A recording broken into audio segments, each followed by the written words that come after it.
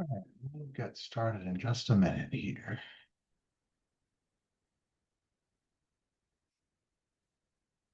Maybe 3 minutes.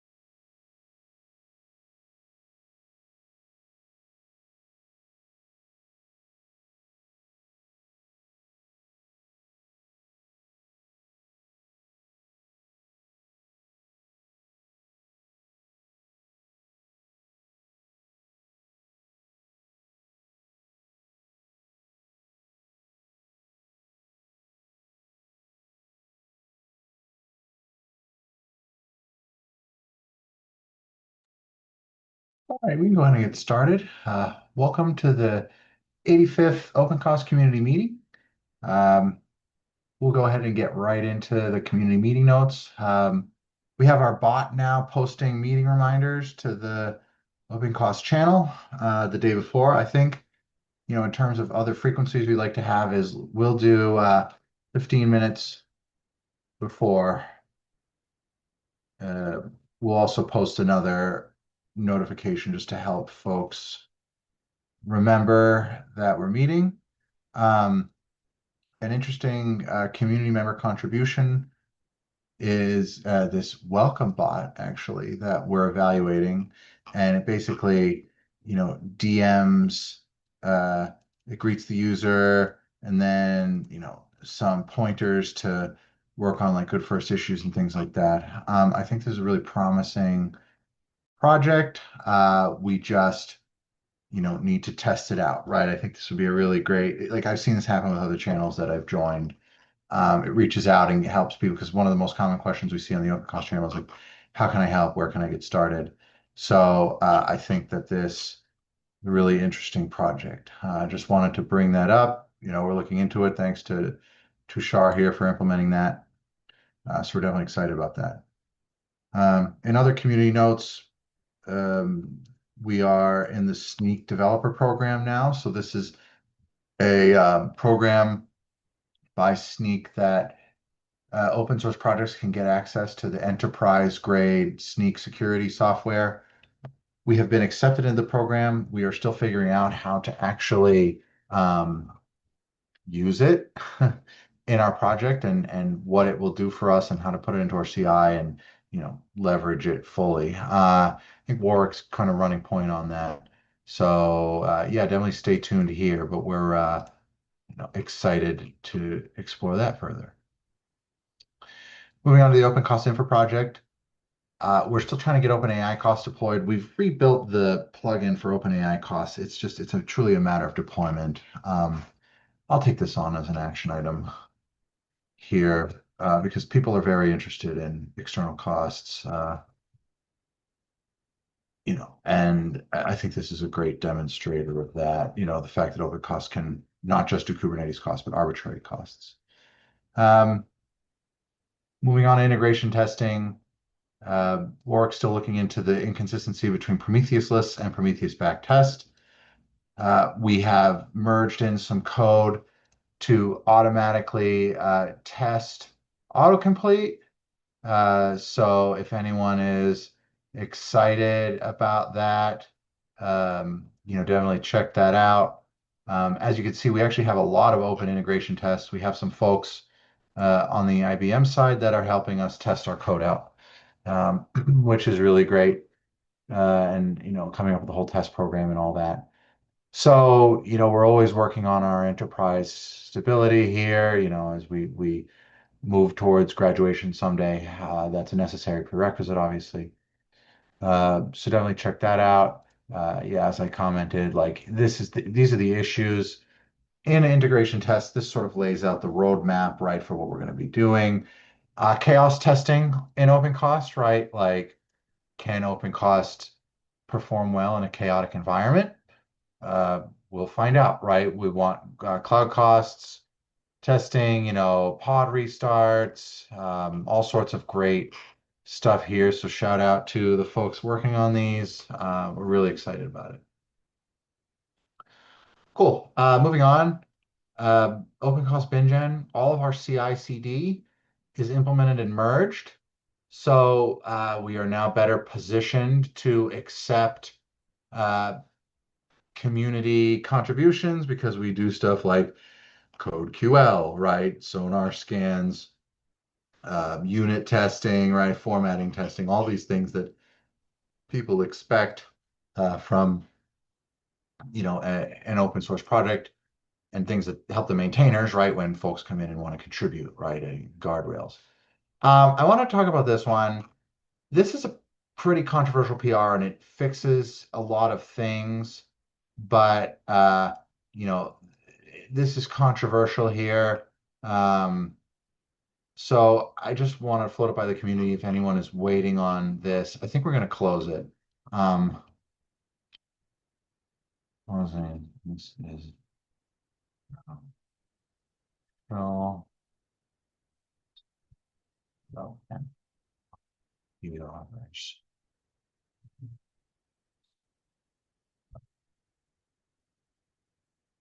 Cool. And it is closed. Just make a note here.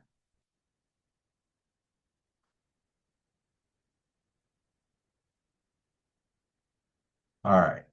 Great. So we did wind up closing this. Closed. Think that if work wants those changes to get in, work, if you're watching this, we're happy to have them. Just break up the PR.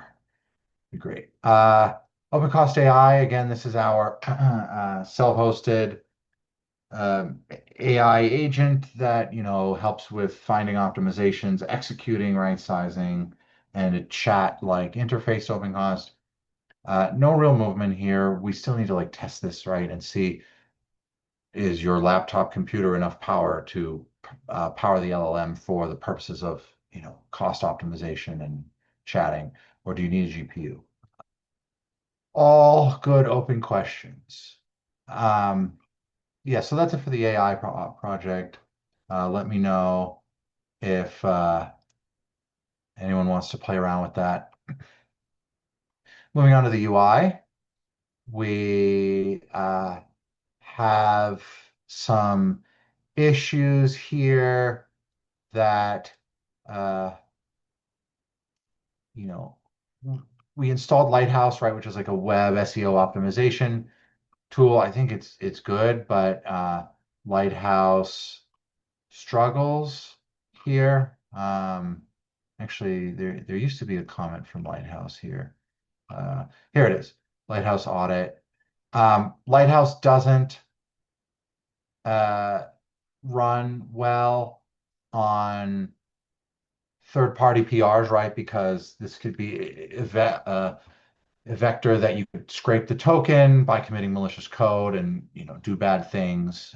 So we need to figure out a workflow here. It actually looks like, going back to the issue, that someone has proposed a fix here. Workflow run, audit is complete. I think that's a great idea from Kush here.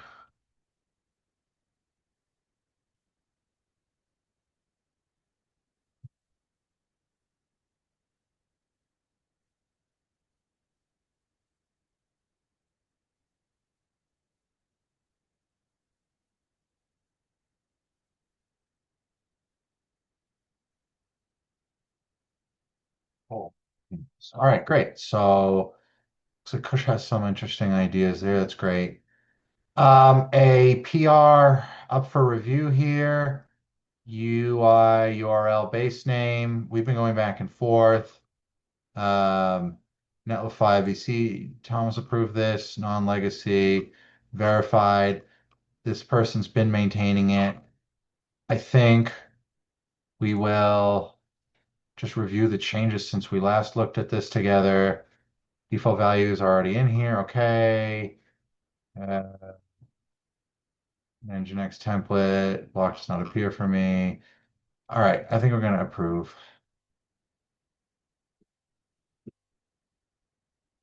All right.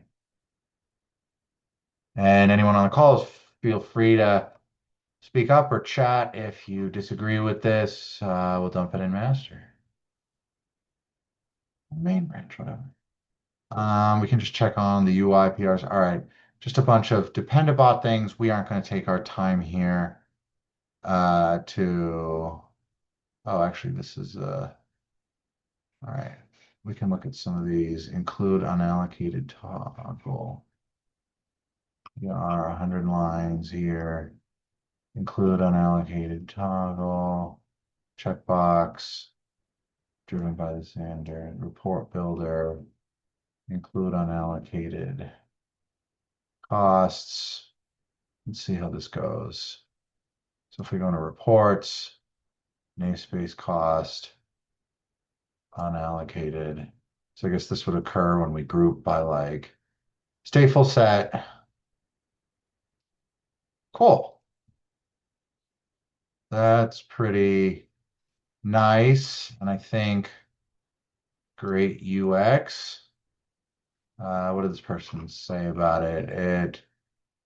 Boolean, toggle is off, unallocated, in-flight chart improvements, branched off of main, unallocated, dwarfed every. Yeah, okay, all right. I get the motivation here. I think this is good. Let's take a quick look at the code. An additional filter. They detect whether it's unallocated, and then they are basically filtering out client side. I think this is pretty harmless. Um,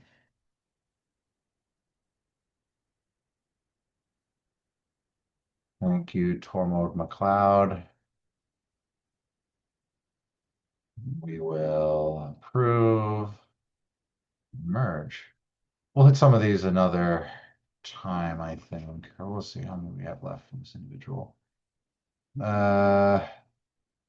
Correctly stacked bars on the home page, cost allocation chart. On the home page, here we are. Cost allocation, let's take a sec because our back end is small. I think this looks good. And then contrast that to this. Interesting. Oh yeah, that's kind of weird. What is that even? Idle, other, and then it's just empty. Yeah. All right. I think this is motivated, synthetic, some push to the home page. Oh yeah, wow. Okay. Reduce, stack to true, return null. All right, I think that looks good.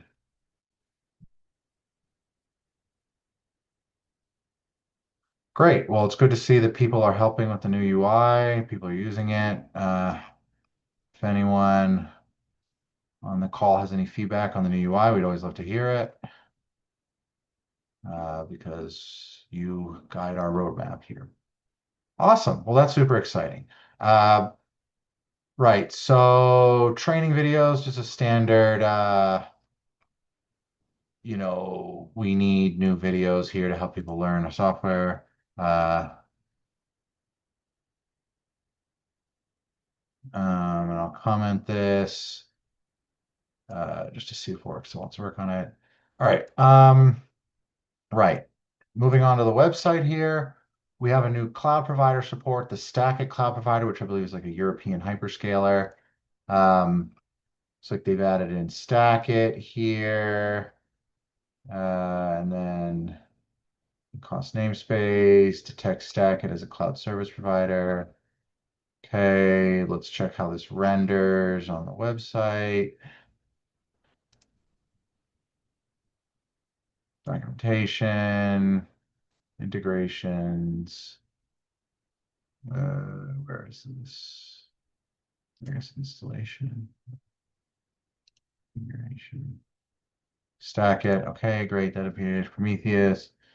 Prom calls. Create namespace. Okay. Detect stack it. Cloud provider. Stack it. Cloud costs. All right, they go through how to create this thing. Configure cloud integration with the specific stack it stuff. All right, I think this looks good. We already merged the implementation last community meeting, so I think we're gonna go ahead and accept this one. Approved. And it's in. Excellent.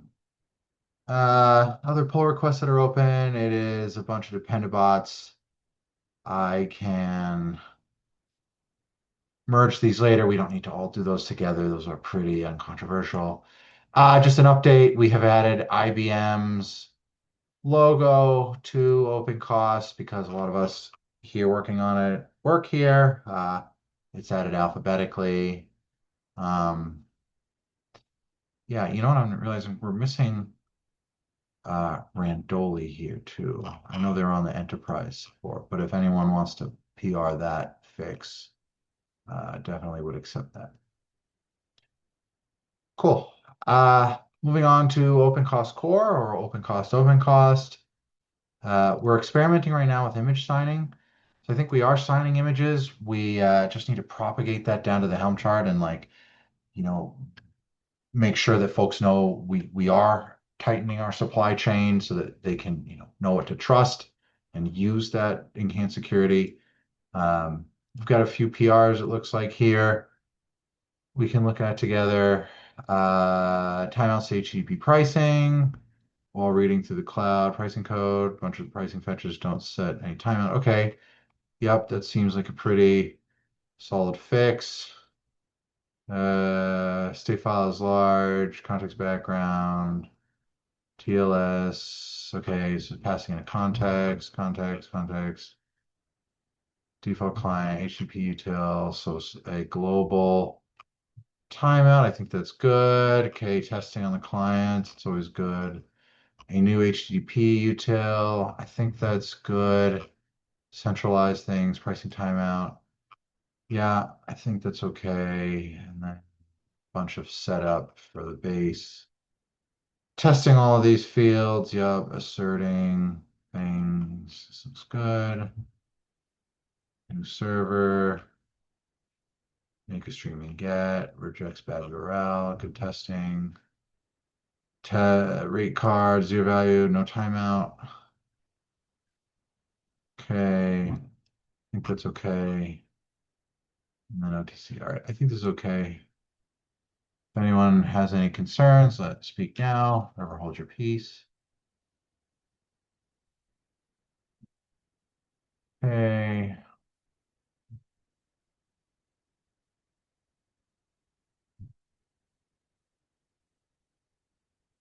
Cool, that's in the queue. Wonderful. Merged. Uh, Commented back here. All right, looking at the next one here. I think this is also from Tushar. Copy coverage, so fixing some data races. It creates a copy method rather than a reference to the pointer. wraps it in a lock or uses the existing coverage lock, I guess. And then inside the lock makes a shallow copy is sufficient. Why? Replaces window values. Okay, because it's just a bunch of windows. Yeah, I think that's okay. So we lock, instantiate our new object, pre-sizing it, excellent. Loop over the coverage, and then a shallow copy into the key. I think that's great. And then a test. We want to see a repeated run here. Hopefully, yes. So they're going to run a bunch of times while writing and reading and making sure it doesn't blow up. I think this is a great test.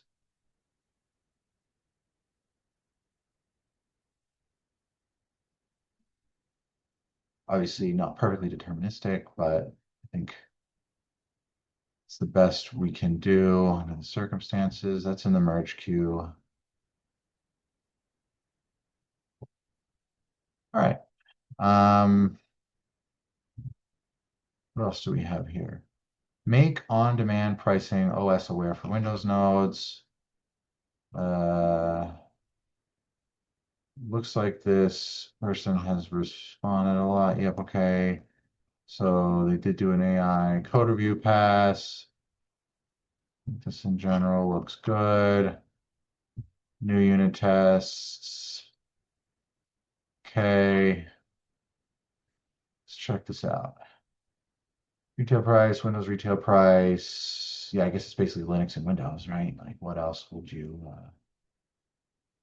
have here? New return values, SKU. We're still reading this SKU name product is Windows product contains. Okay, so they set a Boolean. They still have spot here if it's Windows product. Windows spot price. Okay, so there's a Windows spot price where we're trying to set the return values. Else the spot price is that. Here's Windows product, and we set the retail price. Okay, that's good. Here we get our new variables out. And then select retail price, spot Windows price. Is Windows node. What's this? This is the very interesting one. Get operating system on the labels. Let's go check that method out. Where is get operating system? Oh, maybe util, maybe get operating system is already implemented here. Where would that be? Here's the utils package. Utils, okay. See if we can dig this out of a search here. All right, label OS table. All right, so I guess it's just using a standard Kubernetes label. That's awesome. I think that looks good. Okay, JSON response, Windows spot price available. Here's a mock V3 spot, Windows. Okay. Yep, I think this is great. Separate. Okay, so yeah, they are testing the no OS labels, defaults to Linux, expected, on demand, Linux, Windows, Windows. Okay, I think this is good.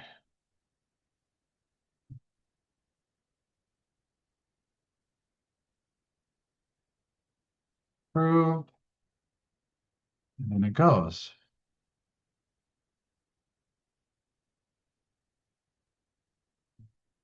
All right. Merge. This one here.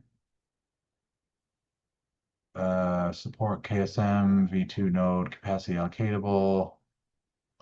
I'm going to ask for some help from one of the other maintainers here.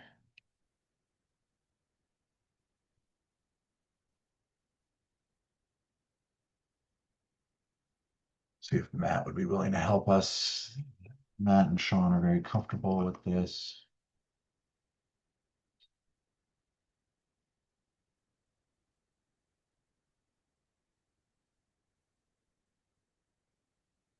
All right.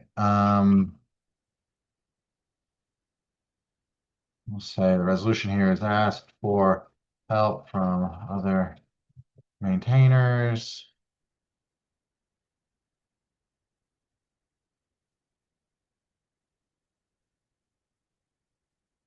Okay. Cool. And then this isn't really one we're going to like review as a group or anything. It's very long, but other reviews are welcome. So for those who aren't aware, like OpenCost, we are expanding into AI costing, right? Because turns out that AI workloads are running on Kubernetes. AI is having the same moment that Kubernetes had, 8 or 9 years ago, which is like, this is getting really expensive. So we are in the process, and this led by IBM Research and Red Hat folks, along with some of us Apptio folks, um, into LLM costing. So the idea is that we read VLLM. So there's LLM, uh, D runs VLLM, and all of these are emitting Prometheus metrics. And we combine the tokens that the LLM says it's emitting with the actual infrastructure cost, and we can get cost per million tokens here for on-prem stuff. So a lot of exciting capabilities here. You can make intelligent routing decisions. I think that's what LLMD is going to use it downstream.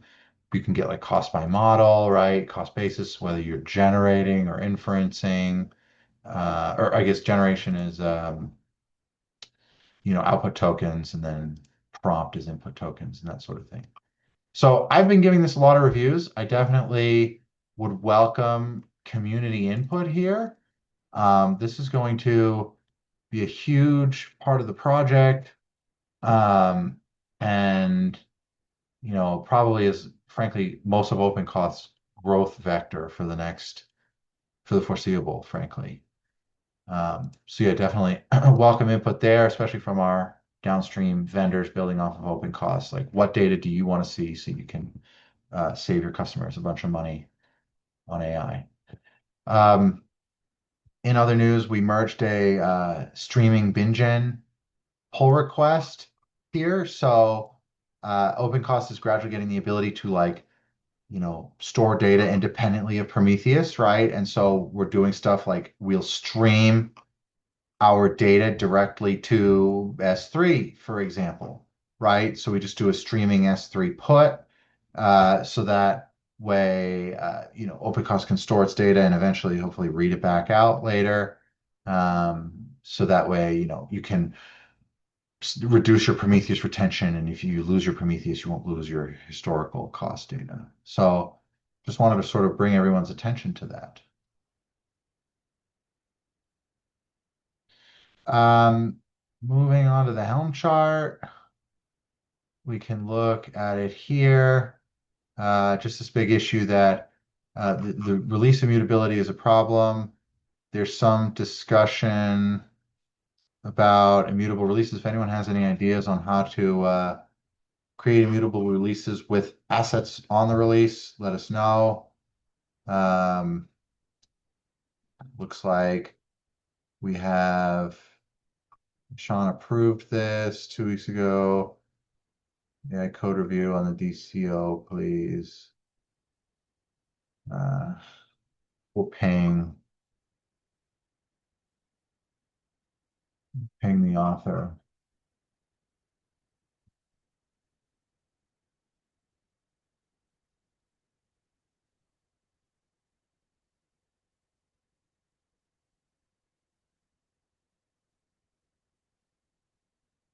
Okay, we'll ping them. But yeah, not too many open issues. Sean's running a tight ship over there. Yeah, so just our to do, help wanted, what have you. Um, we're looking for help implementing Helm chart signing. So if anyone is interested in exploring supply chain security stuff, uh, then great. Uh, you don't need our permission. Just put up a pull request, and we'd love to have it go back and forth with you. We are signing our images. We can link the signed images in the Helm chart and then sign the Helm chart, and eventually have a cryptographic uh, trail, audit trail, what have you, for folks who want to deploy this in secured, secured deployments, right? And Yeah. So help wanted. Our last topic, OpenCost plugins. We've recently fixed the OpenAI plugin to work with the new OpenAI cost and usage APIs. So we're excited to deploy that and try it out in our demo cluster. A bunch of new plugins have been proposed by people. Really exciting. We cannot accept these until they are tested, right, by someone other than the author. So if anyone wants to clone those and test them and like give us the thumbs up, that helps us validate them. And I just linked them here. That brings us to the end of our agenda today. Kind of a short meeting this time around. Uh, does anyone have any other discussion topics or questions, stuff to talk about, pull requests that they would like specifically reviewed? Alex, hi. Hi. Hi. So I have one question, but I'm new to this open course. So my idea is like, so we are trying to get the costing related to Gen AI products like AWS, Breadrock, such Mhm. as, right? So I want to know, like, do you have any solution for that currently? So, what you can do is, have you configured the AWS Cloud Cost integration for OpenCost? Cloud cost, no. So, here, let me show you an example on our demo here. So, we don't have AWS costs hooked in right now. We have a GCP cluster hooked in, right? But Okay. you can imagine that what it works just as well with AWS. You can go and look at cloud costs, right? So when you look in cloud costs, we have, and this again is a GCP, but it'll work the same for AWS. We Okay. break up the cloud cost by different type, right? So Gen AI is too expensive for us to run on our little demo cluster here, right? But you can imagine that Gen AI would show up as a line item in this widget, right? And so you can go build like a dashboard focusing on cloud costs, like if that's what you're really focusing on, or even like a more focused report here, right? Um, so here's seven. So is it similar to AWS Cloud Explorer? So does it getting the same data as it is? Yes, yes, it does. Okay. Yeah, that's right now what we're limited to. If you want to see additional information, we would love to talk to you about it. Um, like what would you be hoping to see like on here? So thing is, so when we let's get some example with Bedrock. So when we doing that, so there are the cost is calculating with number of type of token like cache read, cache write, input, output. There are so Mhm. much, right? Right. So the what is the way that you are currently getting this data, like from directly API, or how to pull the data to the here Sure. dashboard? So I'll caveat this by saying none of this has been merged. Okay, this is like what we are working on right now, right? Um, Mhm. this actually it doesn't tightly integrate with Bedrock specifically. This integrates with LLMD, which is sort of like an open source form of Bedrock, right?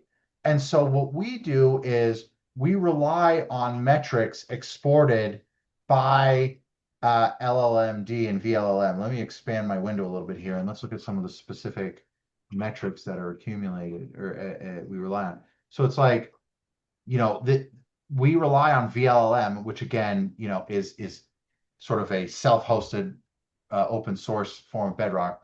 We rely on the LLM manager to give us the number of prompt tokens, the number of generation tokens, right? Like, the time it took to pre-fill and then the time to output all the tokens. We fuse these with our infrastructure costs to get the output costs.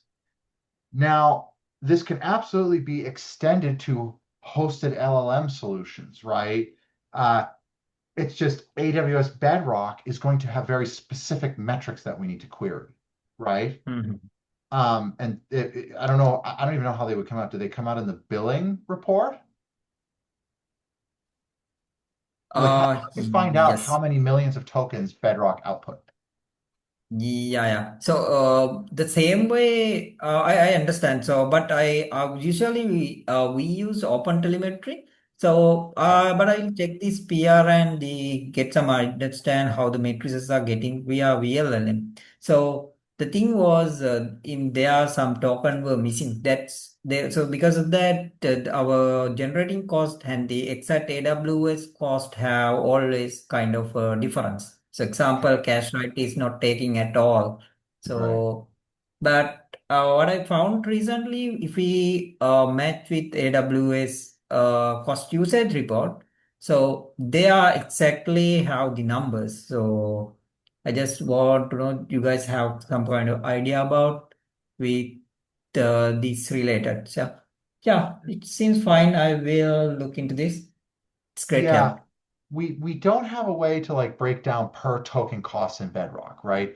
We basically, yes, do Mm. read the AWS cost and usage report and like let you build graphs and things in it. Um, if you want like, but we're always open to ideas, right? So like if please don't take this as a like, no, we don't do it, like you're out of luck. Like if this doesn't meet your use case, like we'd love to hear about it because I think that, represents an opportunity.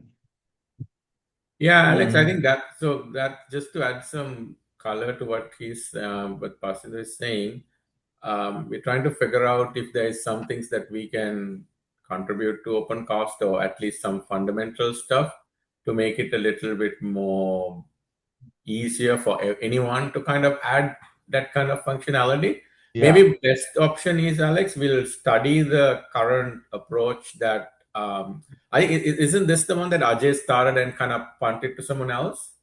Yeah. So now Seema and Ronan out of IBM Research are sort of leading this Right. and with support from us. So like this is looking really good. So definitely interested, yeah, in like if you want to read over this, like this is going to we are promoting this like a first class citizen, right? Because like AI is here, right? And it's going to be one of Kubernetes' biggest use of workloads. 100%. Yes. Yeah. So if you want to look at this and like reconcile it with like these bedrock ideas, like I'll be honest with you, like I'm not familiar enough with bedrock to do the thought leadership here, right? So sort of looking to you all to like you know what you want, right? And I'm happy to like help facilitate that. Yeah, let's do that. So, Alex, let us study that existing proposal, and then we can figure out how we can either, uh, you know, suggest any kind of slight changes to that. Like Great. what I wanted to figure out is there a generic model that we can utilize on both sides, or at least it's worth going through that exercise. So, give us a week or two to kind of look through this in more detail, Great. and then come back with some sort of a proposal if there's anything that we could add, and kind of take it from there. That would be so amazing. Thank you. Like because here's like the API objects that we're proposing working with, right? Oh, okay. Um, I don't think you guys are too far ahead from where we are. Also, it's worth. I haven't had a chance to look into it, but um, Open Telemetry is has come out with some sort of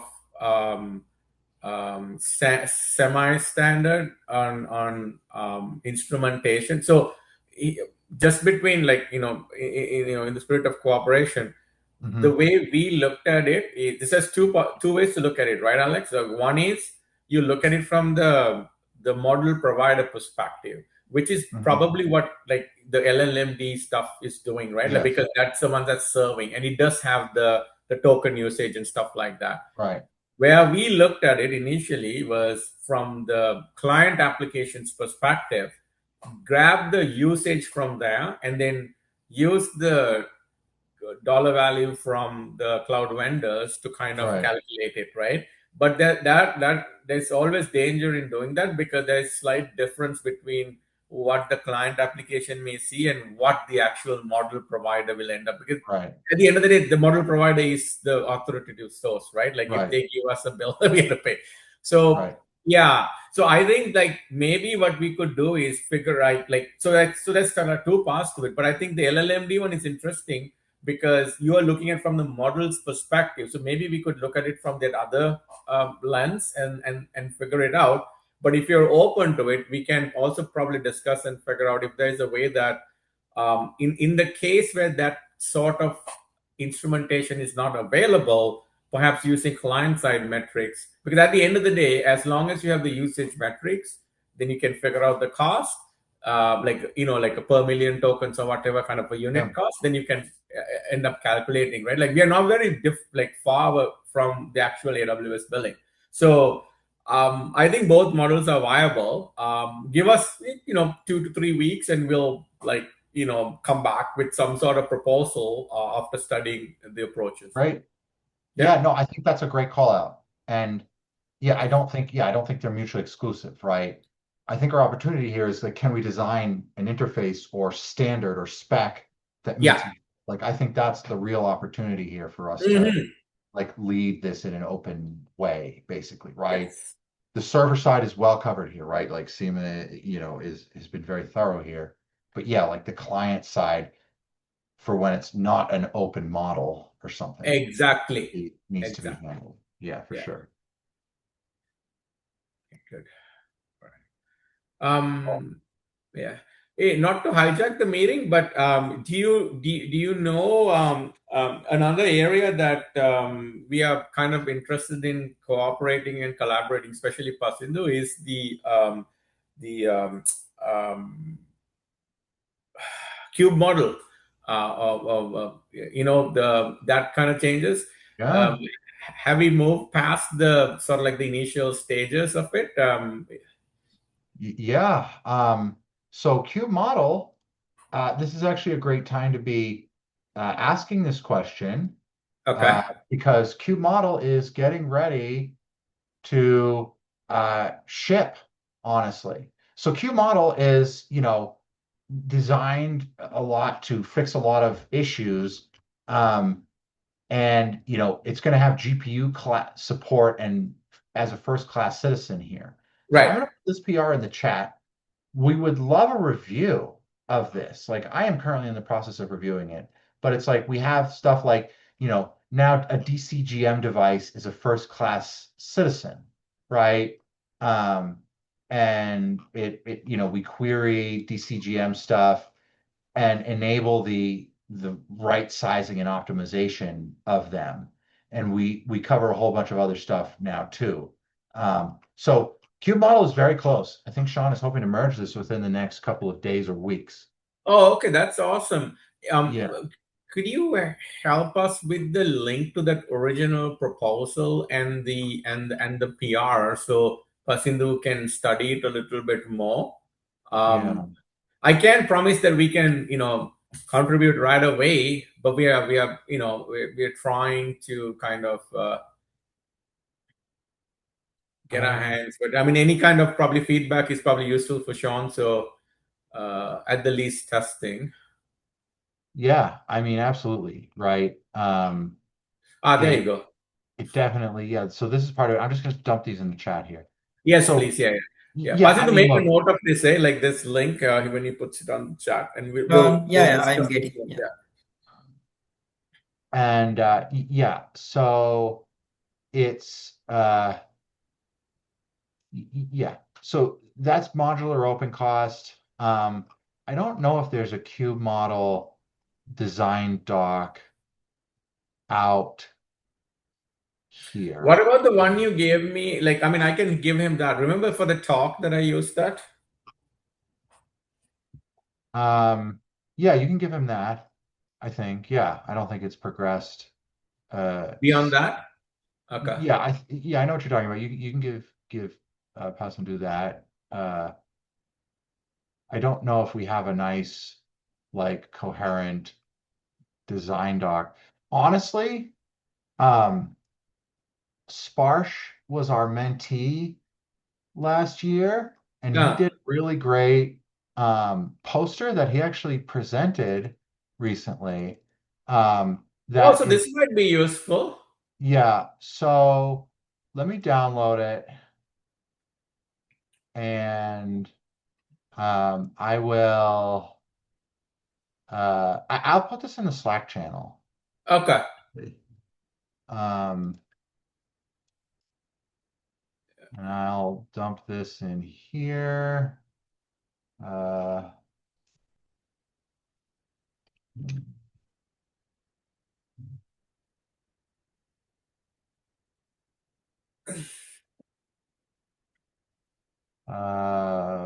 Pasandu, are you in the OpenCost channel? Maybe not. No, I think it's possibly signed up, right, for the OpenCost Slack channel.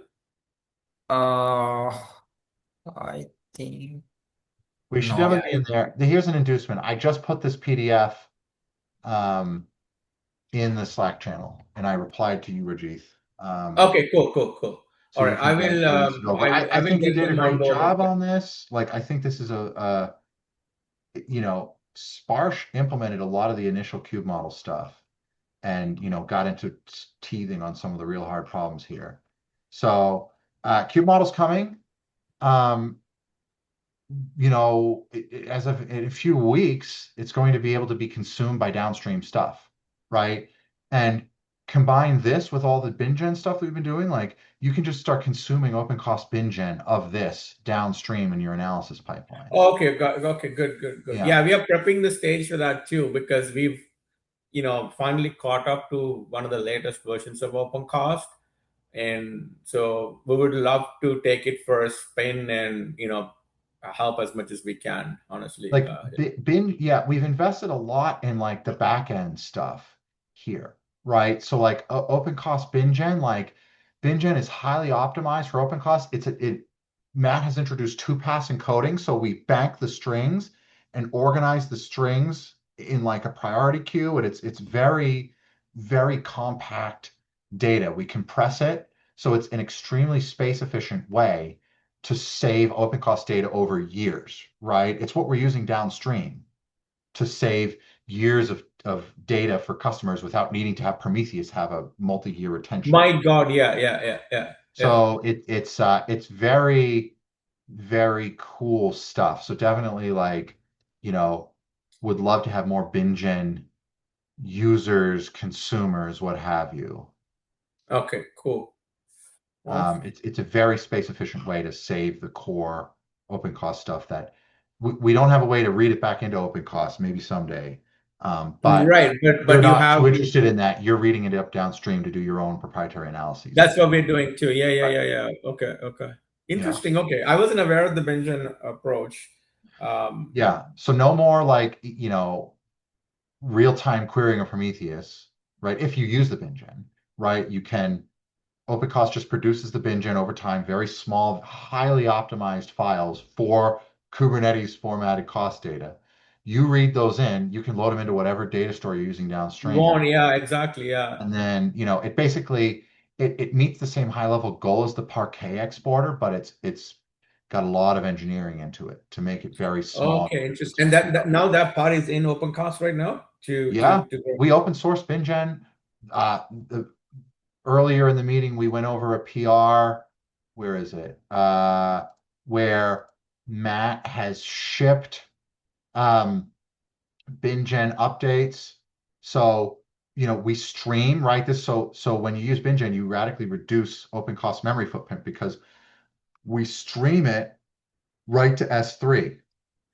So as we scrape the cluster right on the periodic interval, it doesn't build this big allocation set, asset set, cloud cost set in memory and then hand it to you. It streams it up to S3. Oh, okay, interesting. We'll keep an eye. Okay. And then I think in here he has the pipeline in here somewhere. Of course, put on the spot. I don't know if compute storage exporter. Right. So then, you just set up one of these exporter objects. In this meeting, of You course. sharing a screen for some reason? No. Oh, shoot. I forgot that I stopped sharing my screen. No, that's good. Yeah, no, thanks for calling that out. Yeah, and obviously I'll post this recording too, so you can reference it later. So this is a PR he put up and it Oh, so merged. Bingen is like OpenCost. another exporter in addition to Parquet. Am I Right. correct? Right. And it's native. It's not an add-on, right? So now, you can set up an exporter, an OpenCost exporter here, right? Flick it to be streaming or not. And then it takes in a storage object, which again, you just pre-configure, right? Right. Like you pass in uh, a bucket config for AWS or whatever. Um, Mm. and then it starts just building BinGen and streaming it to your upload your object storage of choice. Um, yeah.